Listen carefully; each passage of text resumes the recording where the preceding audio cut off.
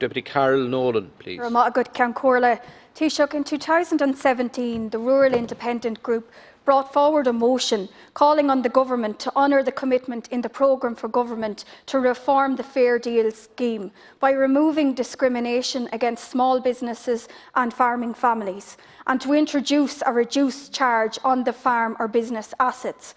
The purpose of this motion was to remove the uncertainty for farm families and indeed for the self-employed, and to protect the future viability of the farm or business asset for future generations. Since that date, almost 4 years ago, there have been endless and empty commitments made regarding the introduction of very urgent legislation to ensure that these reforms happen. Not a single one of these commitments has materialised to date, and farming families and small business owners are being led up the garden path. Among the most recent of these commitments was a commitment from yourself in the Dáil here last summer, and you said at that time that legislation would be brought forward in the autumn session around September 2020. I followed up with this continuously, and I know I followed up in July and again in September of last year. And I was told at that point by the Taoiseach that the legislation would be brought before the Dáil before Christmas. And since then, nothing has been done. There's delay after delay. It's unacceptable, and it is causing a huge amount of worry and distress for farming families and small business owners. In fact, within the last few days, I have received a reply to a PQ from the Minister for Health, who tells me that he has met the Attorney-General to discuss this very issue, but yet no date or no time frame is being set, and people are being left high and dry. And yet again, it's a disconnect between rural Ireland and urban Ireland and this government, who does not stand over commitments that they make to rural Ireland. While there is ongoing and active engagement, it's just not enough. These reforms need to see the light of day. They need to be done urgently. And I would stress that with you here today, Taoiseach. As I said earlier, it's almost 4 years ago since commitments were being made. And it is for that reason that you can perhaps understand that there are suspicions among people. People think that maybe there's a legal roadblock or a financial roadblock. And I think what's needed here today is honesty. We need to let people know what is happening so that they can plan accordingly. And we need to also set a date. I would like to ask you specifically if there are obstacles and to identify what they may be. Taoiseach, I'm sure you can appreciate the repeated failure to actually bring forward this legislation is creating a frustrating level of uncertainty for farming families to endure, as well as small businesses, particularly as it was the recognised inequalities within the current system that drove the need for these reforms in the first place. But 4 years later is too long, and I just appeal to you again to make sure that a date is set and make sure that these reforms do happen and that you honour the commitments made and indeed the commitment in the programme for government. Taoiseach. Well, first of all, I thank the Deputy for raising what is a very important issue. And since the government was formed in the programme for government, there is a very clear commitment to the introduction of this fair deal legislation, particularly insofar as it impacts on family farms and indeed small businesses as well. And the government is disposed to bringing this legislation in.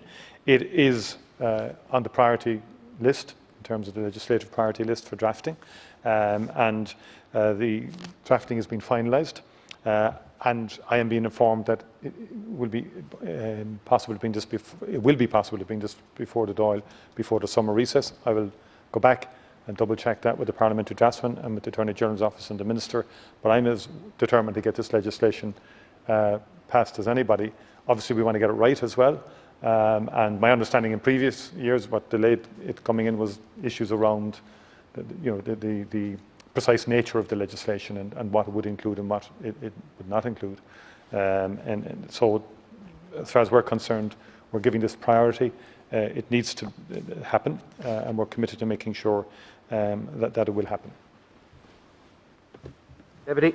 Thank you, Taoiseach. Thank you for that response. I welcome the fact that it is on the priority list, but I just feel that at this point, when people are in a more financial precarious situation, as in the farmers and indeed the small businesses, than they were in 2017, I do feel that there is a need to provide a date. We need a solid date provided at this point, because we've waited far too long. I also want to point out to you that, farming families are under tremendous pressure between Brexit and everything else that has impacted upon them. So, they are struggling to pay bills for loved ones in nursing homes.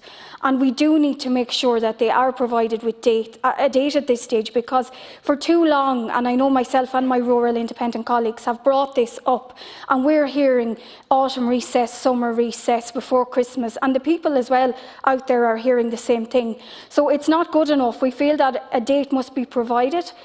People are under huge financial pressure. I know farming families are also under pressure with new regulations that are coming in regard to the prescribing of animal medicines.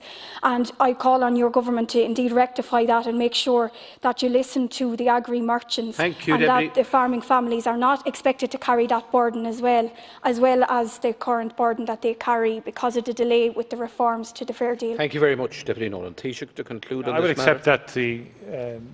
that the basic principle of what the Deputy is articulating in respect of the need to bring this legislation in, and particularly in terms of its impact, the ongoing situation and the negative impact that has on family farms. And farming is under pressure because of Brexit and COVID, and the general economy is.